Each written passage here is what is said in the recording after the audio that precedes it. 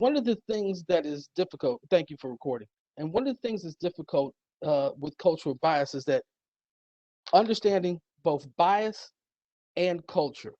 A lot of people assume their culture is reality, even though it's actually your culture. So, what is cultural bias? Cultural bias is the tendency to interpret a word or action according to the culturally derived meaning assigned to it.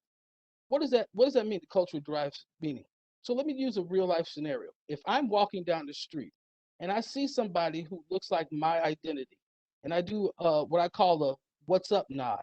If I shake my head and I just kind of say what's up to them like that without saying a word, I assume culturally they might do the same thing to me because in my kind of subculture of American subculture, when we see each other on the street, we just say, hey, what's up, man? A quick acknowledgement. But that's an assumption because I'm not necessarily sure if that person's part of my subculture or not. So that can lead to a bias and that can lead to even a miscommunication because if I'm walking down the street and I see someone and I say to them kind of what's up, they may not say anything. That might not have any meaning to them, but because it derives meaning to me, because the culture I grew up in says when you see someone on the street of your identity, you kind of just acknowledge them because we live in a society that doesn't always acknowledge us in the way we wish to be acknowledged, that seems rude to me. But that is a cultural understanding. So culture is kind of our paradigm of our framework. And it comes from an accumulation of biases, accumulation from things taught to us from society, and accumulation from things given to us to our family. So let's talk about implicit and in explicit bias. Now, we're going to get more into culture a little later for it. But before we unpack some parts of culture, we have to unpack two types of bias. The first type of bias is explicit bias. Most of us are aware of explicit bias because it is you're aware of it, it's voluntary, and it's intentional. So if you say something like, I hate X, let's say Cubs, like Cubs fans, like baseball, that's a bias I have against Cubs. I'm a St. Louis Cardinal baseball fan. I do not like the Cubs. I don't hate them personally, but I do have a bias against Cubs, and that bias can trickle down to reality, even to the point that if I see someone in just a grocery store wearing a Cubs shirt, I might have some opinions about that person without any knowledge or any problem. That in itself is the creation of a prejudice through bias.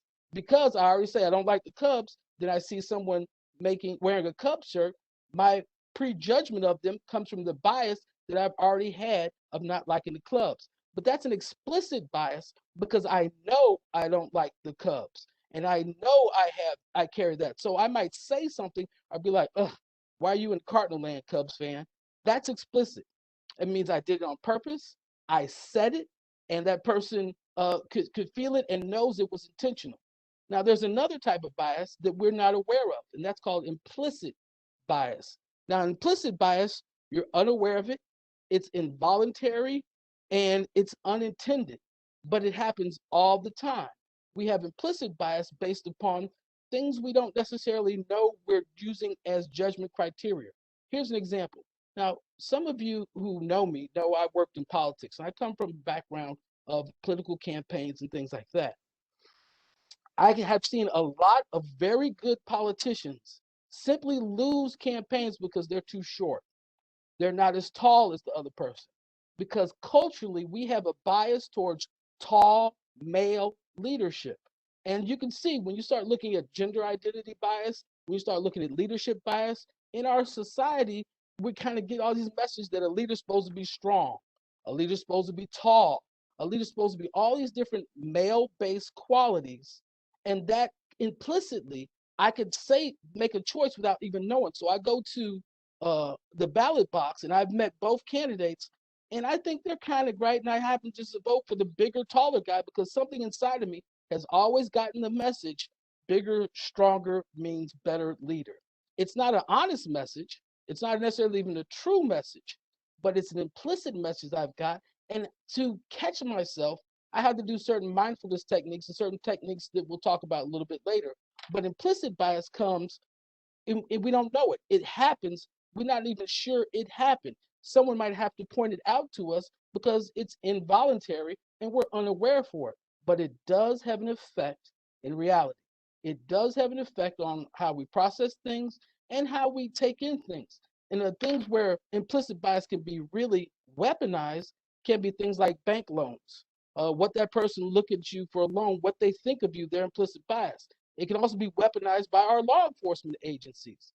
Law enforcement themselves, because of their authority, if they don't learn how to manage their bias, it could weaponize into a very bad scenario.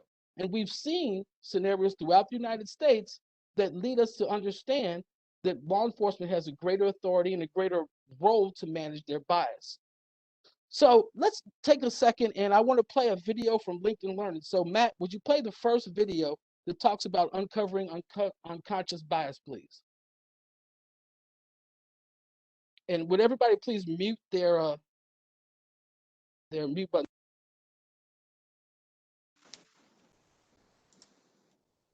Our brains receive 11 million bits of information every second throughout the day, but can only process 50 of those. That information overload causes our unconscious bias to kick in.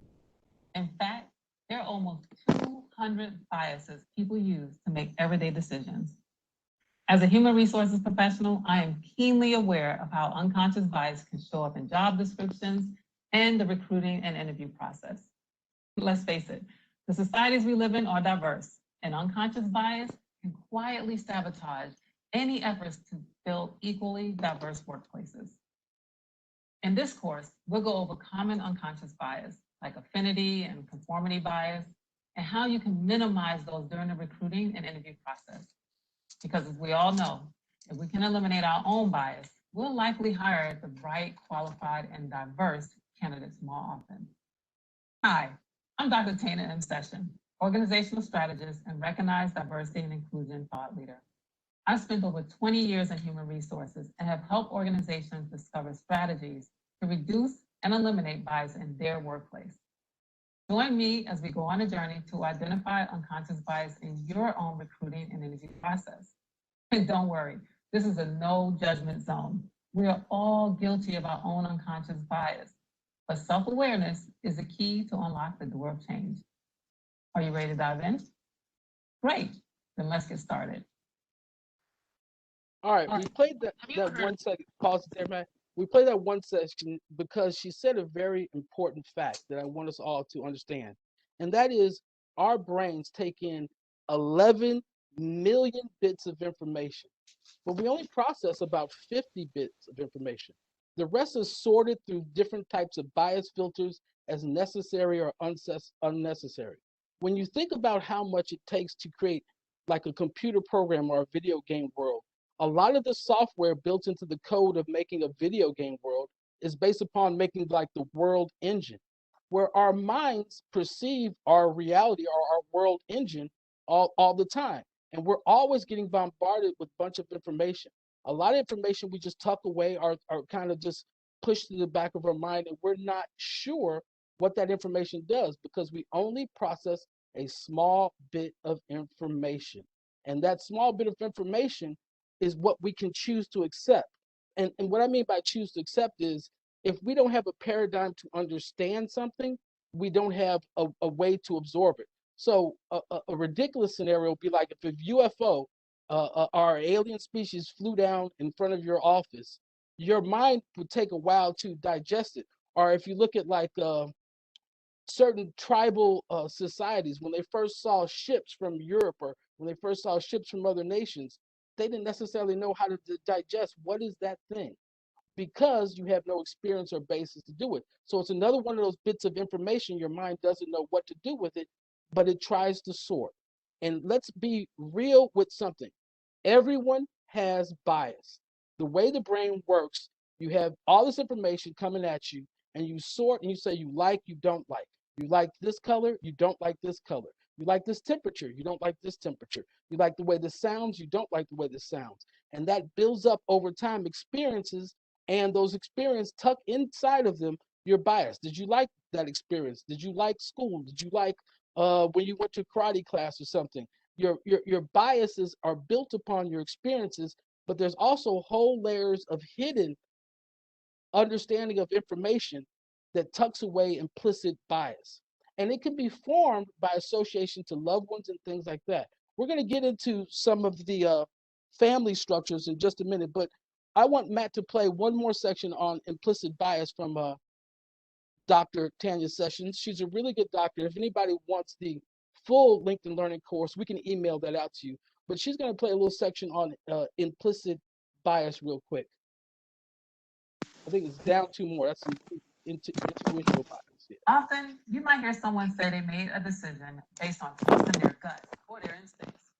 This could be a simple decision like deciding which route to take when driving to a familiar location, or something more complex like who to hire as a new member of your team.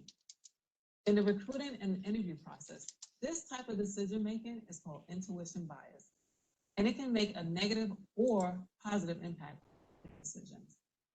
The recruiter or hiring manager may rely too heavily on their instincts or intuition to help them make a decision.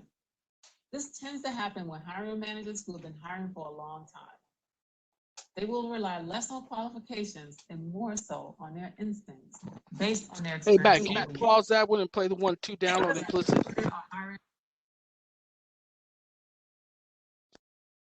Yeah, go to the side and play the 1, 2 down on implicit bias. That one, yes. In a different direction because you notice someone walking to. Have you ever crossed the street or walked in a different direction because you noticed someone walking towards you who immediately made you feel uncomfortable? But once you passed by them, that feeling went away and you question yourself about your reaction. You may have even felt silly for going out of your way to avoid them. Well, that's an example of your implicit bias rising to the surface, resulting in you making a decision to cross the street or change directions. Implicit bias is demonstrated when we have negative attitudes towards people or let stereotypes affect our decision-making in an unconscious way. This can be influenced by our personal relationships, social settings, past experiences, or the mass media. They strengthen over time and affect our understanding, opinions, and actions.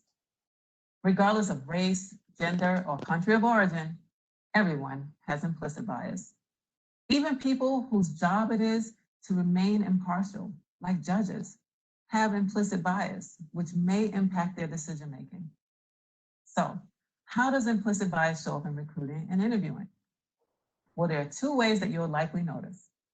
The first is your attitude or mentality. You might find yourself thinking things like, she's not a good fit, or I didn't have a good feeling about them, or I wouldn't want to hang out with him. These are very common catchphrases and have nothing to do with whether or not the candidate can perform the essential functions of the role, or if they will be successful in the position once hired. Another way you'll see implicit bias show up is in stereotypes. This is the most common, and it happens when you have a preconceived impression of someone based off of images or information from the media, your cultural norms, or lack of exposure to other cultures. Let's say you have a candidate whose name is Hortense Chen. Based on her last name, who do you expect to meet? Most people would probably say a Chinese woman or someone who's Asian. You might also think this candidate would be good in science, technology, engineering, or math. But guess what? She's actually an African American woman who's a personal friend of mine and has experienced this implicit bias many times when she was called in for interviews. She's also not good in science, technology, engineering, or math. She's actually a creative person. If you start to notice a particular pattern to the types of people you hire or don't hire, or if you have a hiring manager who does, it bears the question whether or not implicit bias is driving your decision making. Want to check your implicit bias? Take the free implicit bias test provided by Harvard University, available at Project Implicit. Don't worry if you rate higher on some areas of bias than others on the test. Remember, we all have bias, but self-awareness is key to making certain they don't negatively impact our daily decision-making.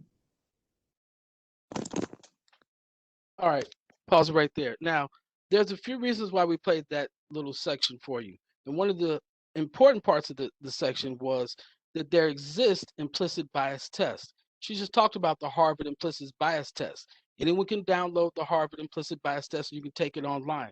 I highly recommend it for everyone because it can illuminate for you certain parts of your paradigm that you weren't even sure were there, or even, like I said, since implicit bias exists, there are biases we all have that we didn't think we had against different identities, against different structures. It doesn't have to be as big as like a human identity, like gender or race. It can be as simple as a color of a fabric.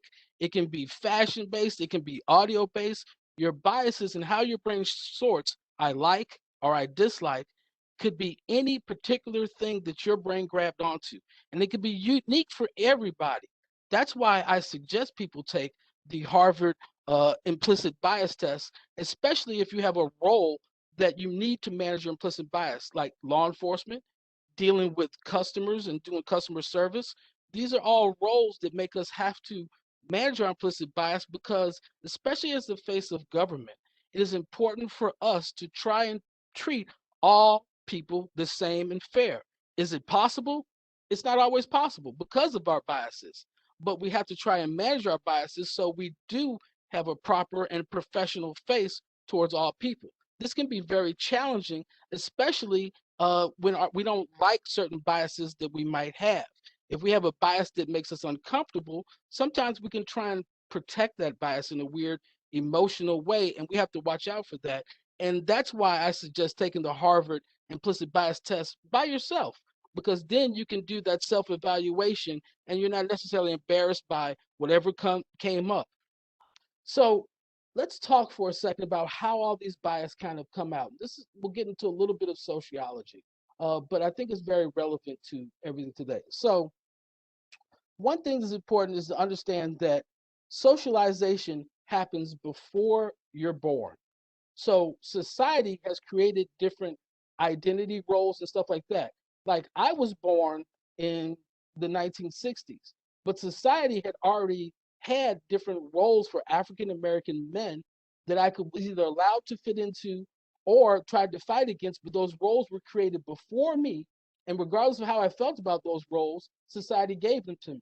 Society also says things about women. For example, I often tell people one of the things that shows how society thinks about women is, when did women really get the right to vote? They got it after black men.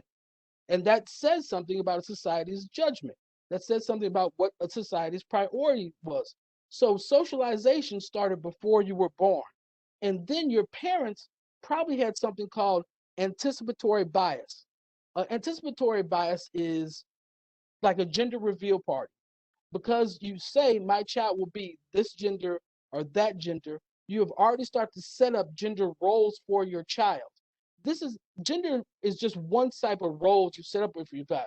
If you come from a family that's a military family or a police law enforcement family, you also might have certain expected roles that you already have anticipated for your child to fall into. And our parents did it. We as parents will do it too. It's almost it happens. It's natural, but I just want you to be aware that we set ourselves up for these roles and we set up our descendants for certain roles because we only have a paradigm of what our experience was. And that experience of itself has some bias in it. So those anticipatory roles that parents can set up, that trickles into us too. But then we're born. So we're born, and then society, those roles start to be pushed by our parents. But then we have this what's called preliminary or foundational basis. And that's what families start to give you into the environment.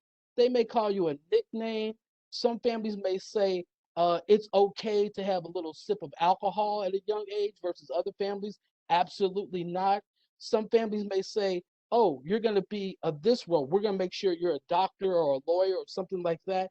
And we start to push people into different roles that we want them to be in when because you got to remember, kids don't have autonomy over themselves.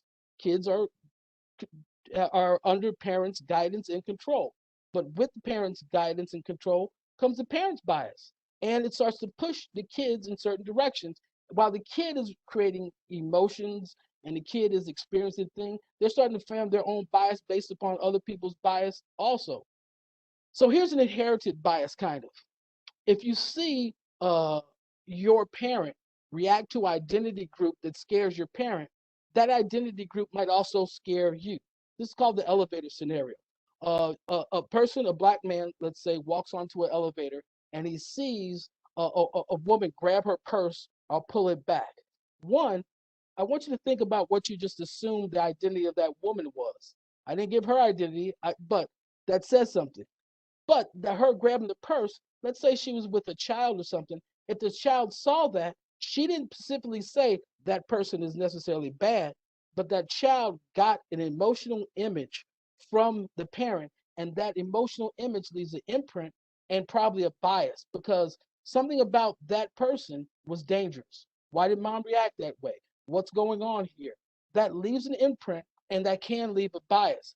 Now think about all the different family members you have and all the different people that you've interacted with and how every time they gave you a fear about something, it left a little bit of imprint on you. Even if it wasn't your fear of another culture, of another person, you might have heard something and that leaves an imprint on you because it's also what's true is the first time you hear something, it's called an anchor bias because you don't have any other information. So if you hear this culture is smarter than other cultures, that's a myth that's predominant in a lot of schools and communities, that this one identity group is naturally smarter than another identity group. It's not true, but it's pushed upon racial lines and it's pushed throughout a lot of myths in our community, and people digest it, and that becomes a long-term bias, whether it's true or not of the individual.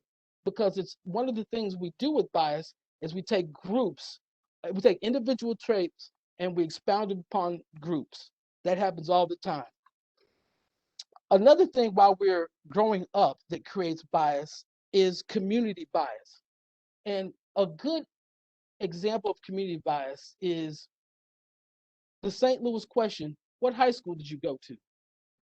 We usually ask that what high school did you go to question because we want a place to put you. We want a place to rank you. We want a place to understand where you fit into the paradigm. Were you richer than me? Were you poorer than me? Did you go to an all black school? Did you go to a private school? Did you go to a Christian school? We're looking for a place to rank you because one thing our mind doesn't. When we get all that 11 million input of data, what we don't like is not having any data. And when we don't have data, often we fantasize. Now, I want you to think about something. There's a kind of facilitation piece we call the water line or the pyramid. And basically, if you draw a triangle and you draw like a water line like it's an iceberg, then you can say when you see someone walking down the street, visually, what do you see?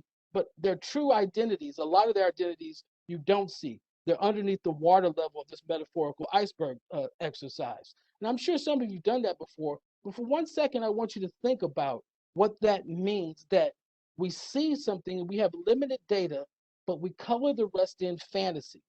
And in coloring the rest in fantasy, what helps us color that fantasy is our own biases. So if I see someone who's really, really tall, very muscular, and they're running for a political office, and they're running against someone who's really short, really skinny, I automatically start to biasly think, oh, the big dude's going to win because people look at certain characteristics. Now, the other person may be the better person for office, but my biases, because I've seen so many times the bigger, taller person win office. And I mean, even the bigger, taller, more presenting male features type person often wins office. Of course, it's not always true because female leadership is real and women can lead too, but bias happen and a lot of voters fall victim to this bias. And you can even see in the commercials how people play into it. Uh, so that community bias is our expectations of how you fit into the community. And that leads to anchor bias and logic fallacies and things like that. Because as I said, an anchor bias is when you're first exposed to something. And if you're first exposed to something that's fictitious, it can lead to a logic fallacy and continue to portray itself. An example that we're going through now in COVID times is vaccine, fears of vaccines, or people who say, I can't trust the vaccine because I can't trust the government, and the government has done wrong things to my identity group in the past. Well, that is true. Government has done wrong things to identities in the past, not just African American identities. Many different identities have been wronged by government in the past. But that does not talk about the here and now. But our bias and our fear that works with our bias could make it hinder our even best decisions in the here and now. So when we see many different people at these county council meetings or board of alderman meetings, and they're talking about vaccines and they're passionately anti-vaccine, I ask for us to have some compassion for them because they could be victims of a logic fallacy. There might not be bad people, but they may be victims of a logic fallacy, and they may be victims of a biased fear they have without even them really even understanding or know it. One thing I think points to that is a lot of them often say, "Oh, I did all this research. I looked at the data, and now I understand." Well, I don't think all of them went through med school and became virologists and understand the nuances of viral medicine or virology. But I do think they did look through siloed information feeds, clicked here on Facebook, clicked on another friend's website, and information that kept reinforcing the bias they already had. So this logic fallacy victim, I hope we can use it to have compassion for people, even when those people don't show us that compassion back. Because one of our roles in government is to continue to tell the truth, continue to push healthy practices, and continue to try and wake people up, even if they're falling victim to these logic fallacies. So we're going to talk a little bit more about that. But I want Matt, let's go ahead and play that communication style video from LinkedIn Learning from Tatiana and no, yeah, Tatiana.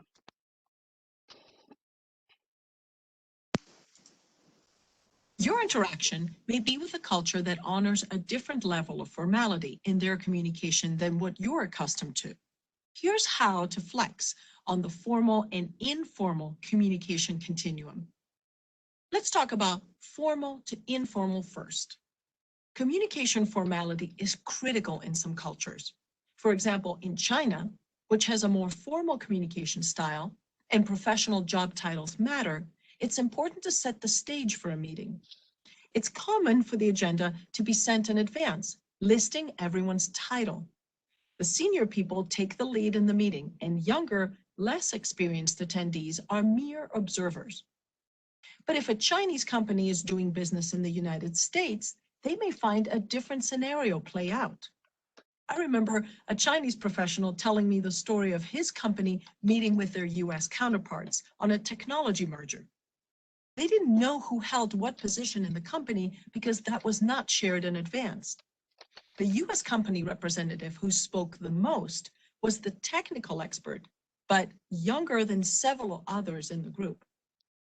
The Chinese professional had to flex and understand that technical skills are important, and a younger representative often takes the lead in a meeting, something that would never happen in China. And now, informal to formal. Informality in business settings is common in some cultures. One of my MBA students, who mainly worked in Australia, found people to be casual about titles and daily greetings. She commented that she could talk with everyone in the office about any topic. When she got transferred to an office in Japan, things were different. The human resources rep told her it would be best if she dressed up more formally so that she looked more mature and put together. Because she would be managing accounts of older clients, they even suggested she wear glasses. That matters in a more formal, hierarchical culture, and she had to flex. So, as you can see, the level of formality influences communication style. Observe, absorb, and act accordingly, either becoming more or less formal in your interactions. All right. So thank you, Matt. We shared a little bit of her talking about informal and formal communication to talk about cultural competency because in government we deal with a mixture.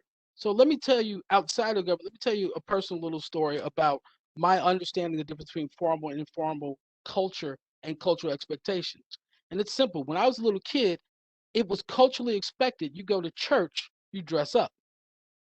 That was a cultural expectation I had. As I got older, I went to certain churches where people didn't dress up.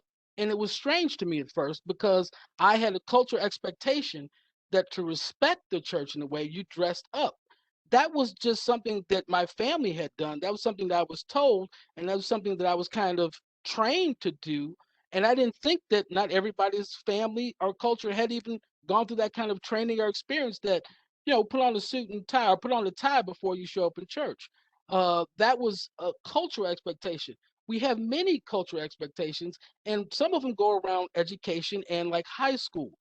Of course, we had the question earlier, what high school you go to, but more important, the assumption that everyone learned the same thing in high school is kind of the assumption we have, or that they have a base knowledge base that's the same.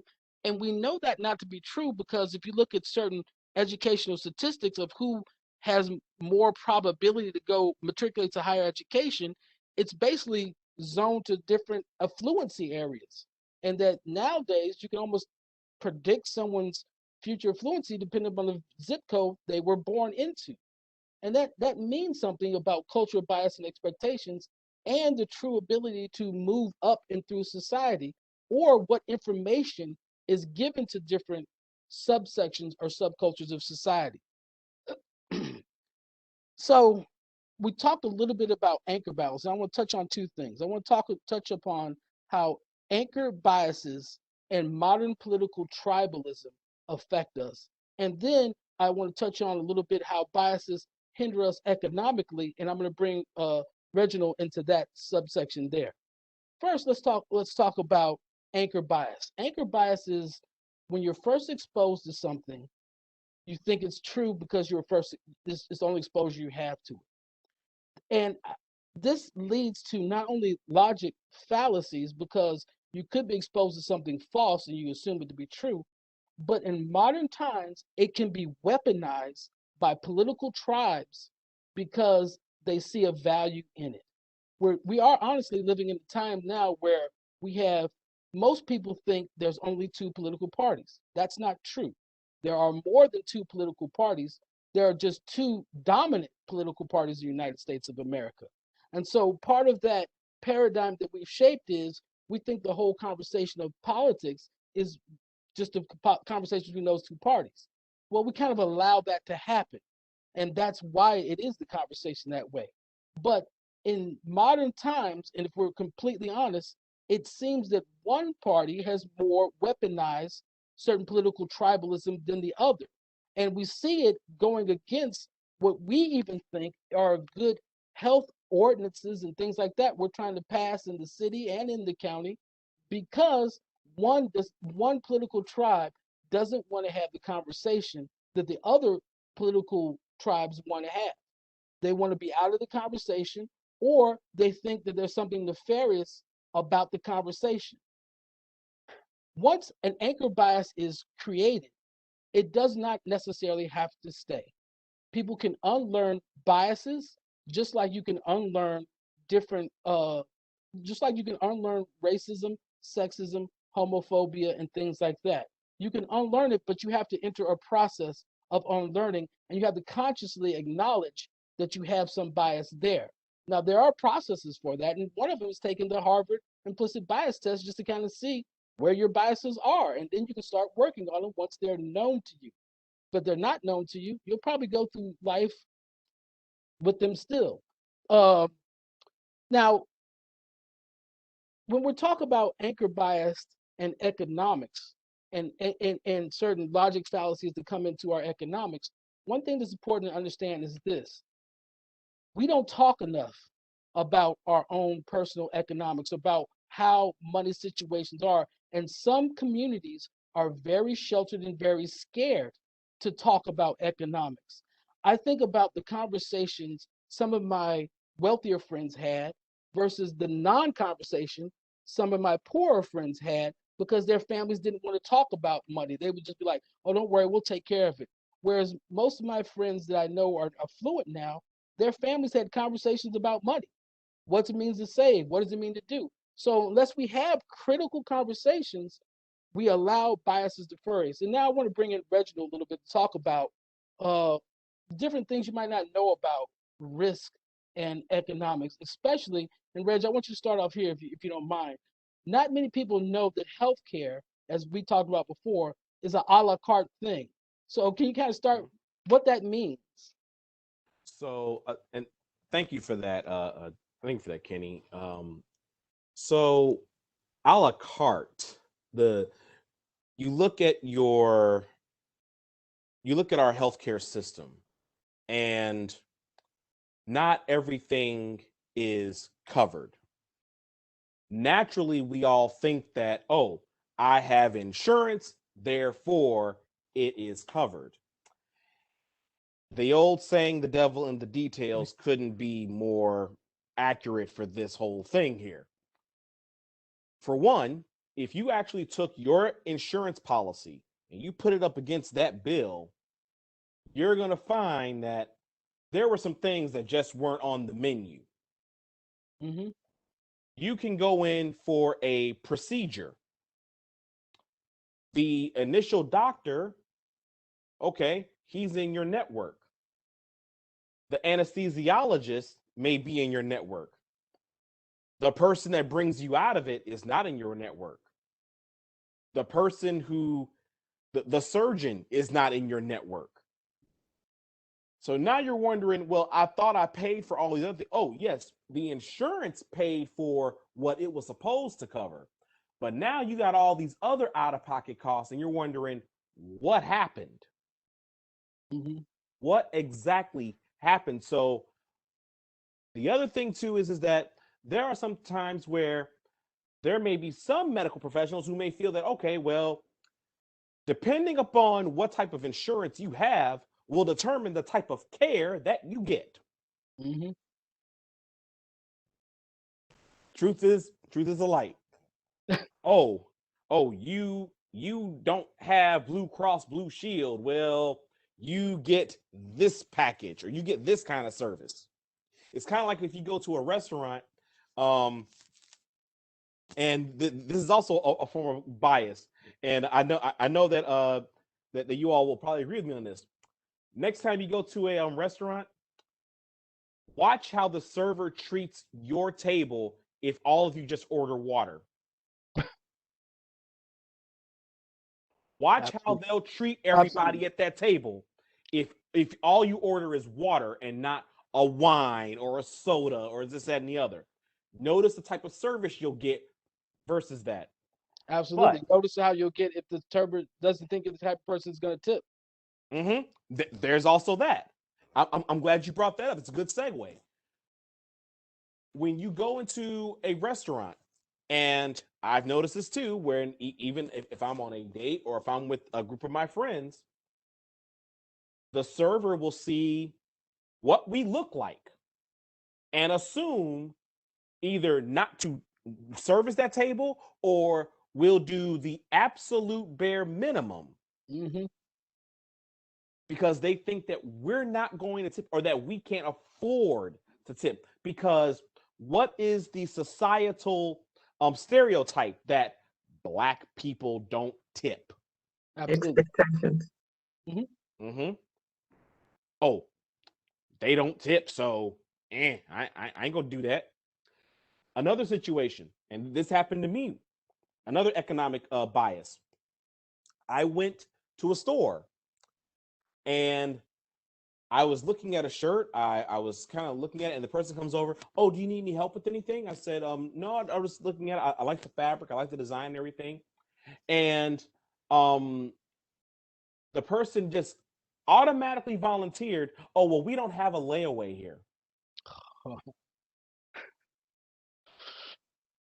I'm like, but I didn't ask if you had a layaway. Right. Now, there were white people in the store. I was the only Black person in there, and the person immediately came to me and said, "Oh, we don't have a layaway in here." But I wasn't going to ask, but right now this individual did not know that I had 2 loaded credit cards, fully loaded credit cards, ready to go. Right. Just lost the sale. Mm-hmm. And a tip. A similar thing is with buying a car. Buying a car, first of all, the second you buy a car, you must understand it's worth less money than the second before paid for it. It immediately depreciates. So buying a vehicle is in no way an investment. It is only utilitarian. But a lot of people kind of use cars as an investment or think of it the wrong way as an investment. Mhm. Well, there's a lot of problems with that. And one of the problems is that the car dealership basically makes a judgment on you and tries to sell to that judgment. If they think Mhm.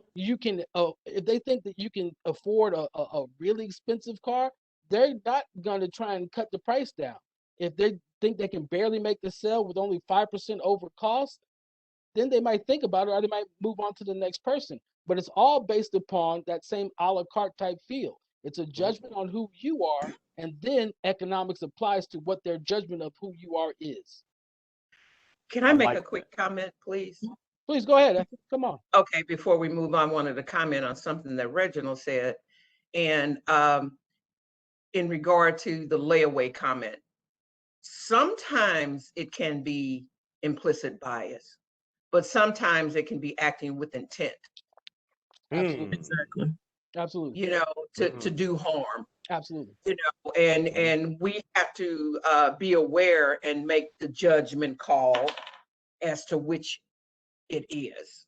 I'm not saying how to react to it or how to act to it, but a lot of times I have experienced things like that, and I realized that it was an action out of intent versus an implicit bias. It was a little bit of both, but Mm-hmm.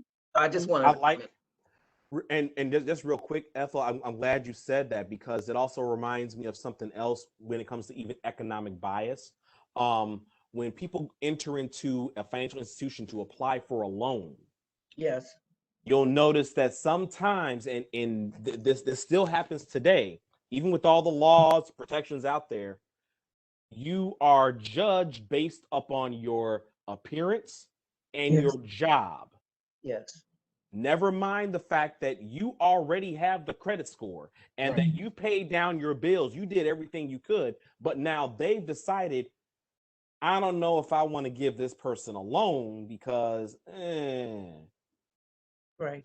And they're similar with credit reporting agencies themselves. Mhm. Those Mhm. agencies aren't just fact-based agencies, but we assume they are fact-based agencies. We assume that everything on a lot of credit reports is just the honest details, when a lot of things is just whatever that creditor's assumption. Sometimes it's even a creditor's vitriol if they were mad at you. If you actually read different credit reports, people can Mhm. put down a lot of stuff that's complete nonsense on credit Yes. reports, and they will do it expecting you not to look at it.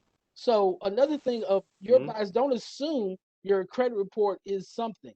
Look at it, evaluate it, Mhm. judge it, Yes. and if something's wrong on it, don't feel disauthorized to challenge it. Challenge it and say, this is wrong. This shouldn't be on my name. This is bad. But a lot of people culturally, we don't think of speaking up to large institutions. Thea, Mhm. you want to make a point? Yes, and I used to model, so I remember how that affected my jobs that I would get because I was African American, or Mhm. because they wanted to see a certain kind of person in that uniform. So, but I do have a question for Mr. Garth. Can you explain how cultural biases affect your chances to even get a job? I am so glad you asked that question because I was just sitting here thinking about that. So a lot of the times you're applying for the job and they pull your credit, Yes. and the instant thought process is if you fall within this certain ranking. So like, let's say if you are 650 and above, okay, you're hireable. Right. You're not likely to steal from the company. But if you are under that 650, then the notion is that, oh, well, you might be a person that would try to take money in order to get yourself out of debt, or you're not trustworthy, Hmm. you're going to be late to work, you're not going to be a productive worker at all those things are planned into that. And so this is why I personally feel that, why is an employer looking at your credit to work? Exactly. Because here's the big problem that I see with it. So you won't hire me because I can't pay my bills. And I can't pay my bills unless I have a job. So I'm trapped. Exactly. And the assumption is that the credit report is accurate when it's not always accurate. That's the assumption of the person making the call. They pull up your credit report and go, "Oh, this must be true about them," without knowing what the context or the scenarios could be, and not even think about it. It can also be really credit and things like that, or bias against credit, can be weaponized in getting higher education loans. Who those loans go to. It can be weaponized in a way that people don't tell you about economic opportunity, and that siloed information might not tell you there's a grant you could get to get your higher education instead of trying to get a student loan debt, which you can never, student loan debts you can't get rid of, only pay off. You can't go bankruptcy for them. You can't do anything for them. They will stay until you pay them. I like that point you made about the errors on a credit report. And I hope everyone is listening to this. 8 out of 10 people have something wrong on their credit report. That is an accurate statistic. This is why it is extremely important. Hey, I'll even work with you. Yes. Look at your credit report. Check that like you check your social media. Yes. Yeah, absolutely. And also, if you have seniors in your family you're taking care of, or if you have younglings in your family who are just starting to get into that age of making money, have them get into the practice of not only checking their credit report, but don't make siloed information biased about economics. Have critical conversations within your family about money, about how to save, about what do you do with money? What's the difference between putting something in just a IRA versus a longer term account?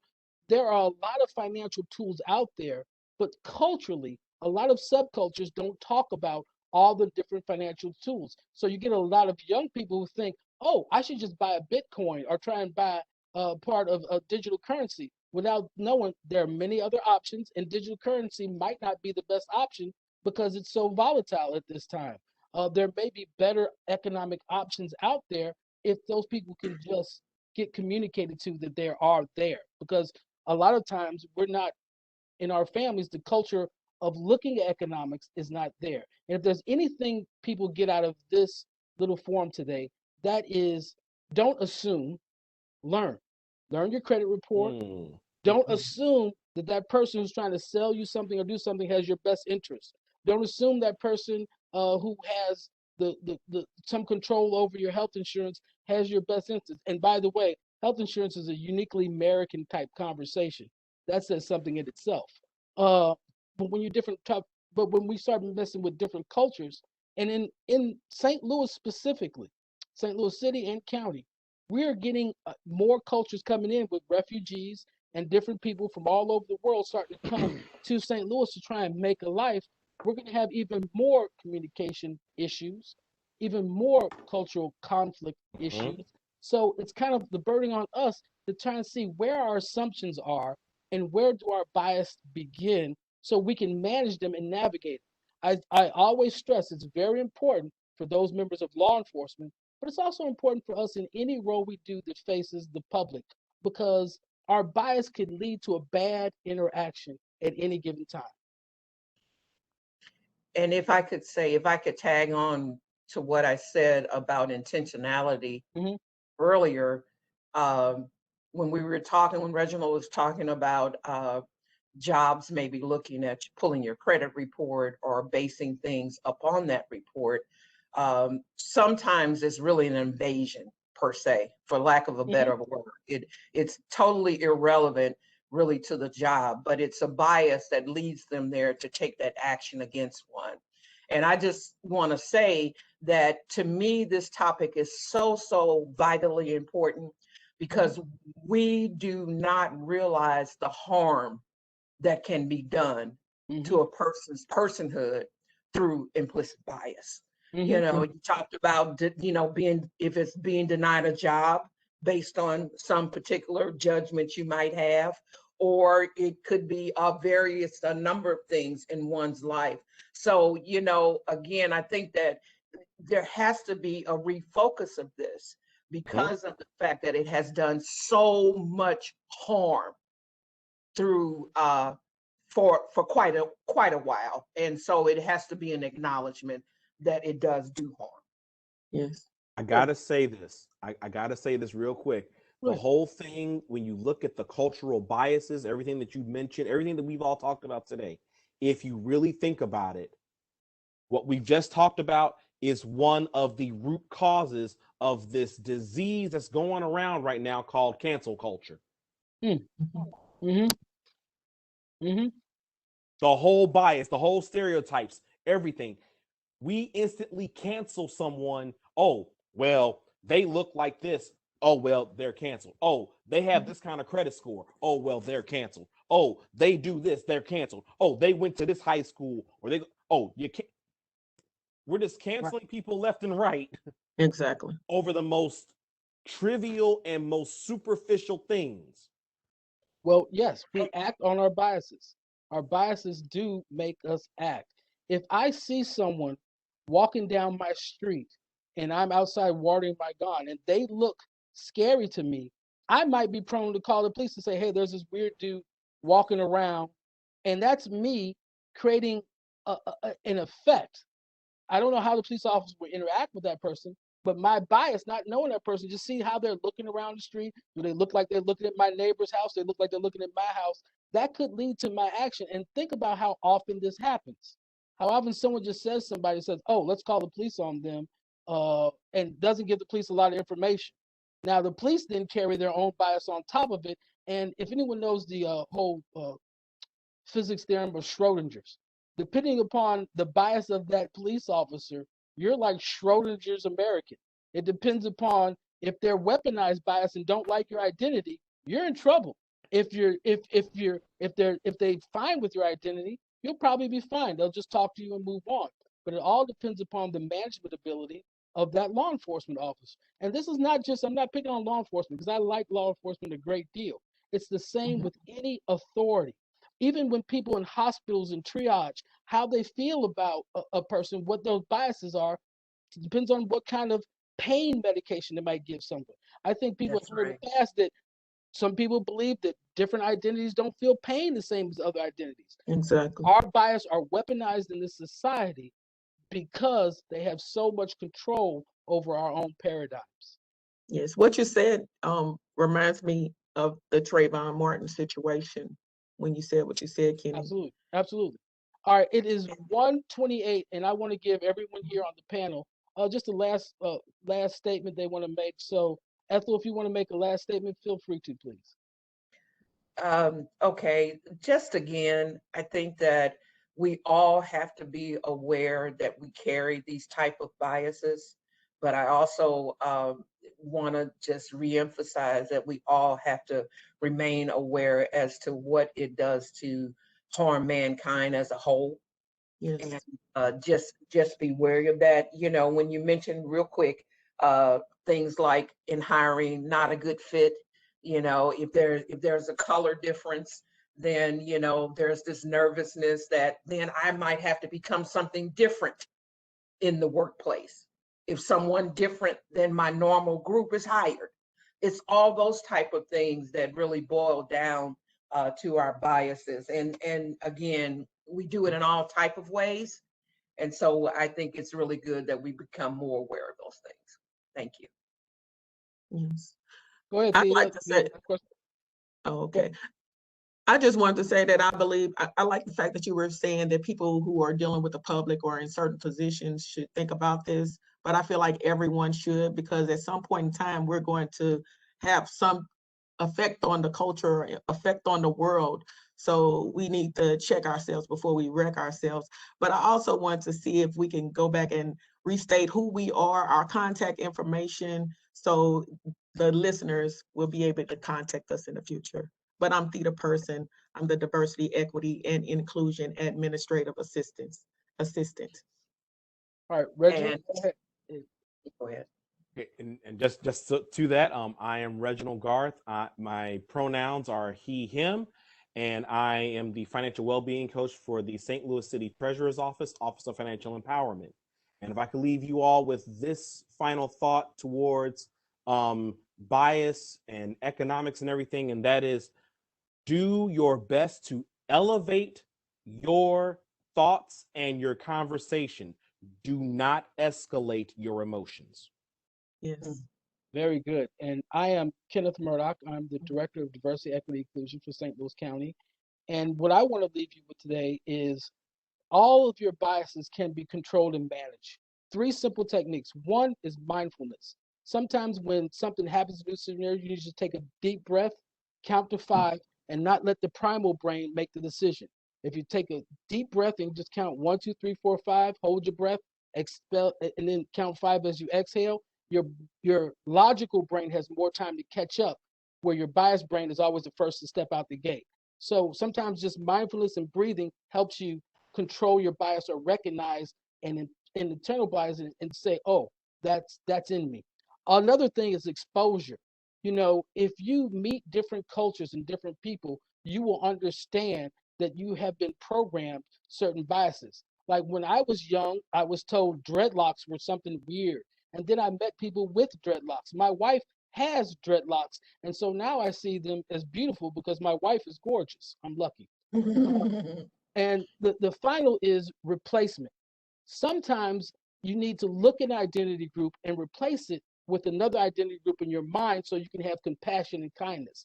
If you see a large group of people and they seem scary to you, try to think of them as something that's not scary to you and see if it's actually the scenario or if it's your own bias. Here's what we do in police officer training often. We give them a simple scenario where a group of Black kids is walking down the street and you just see them as a group, and the one officer says, oh, they might be doing something bad. And the other officer says, well, they might actually just be mathletes going to school.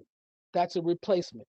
So he had the bias of thinking of them one way, and the other officer gave him another way of thinking of it, and that had him check his bias.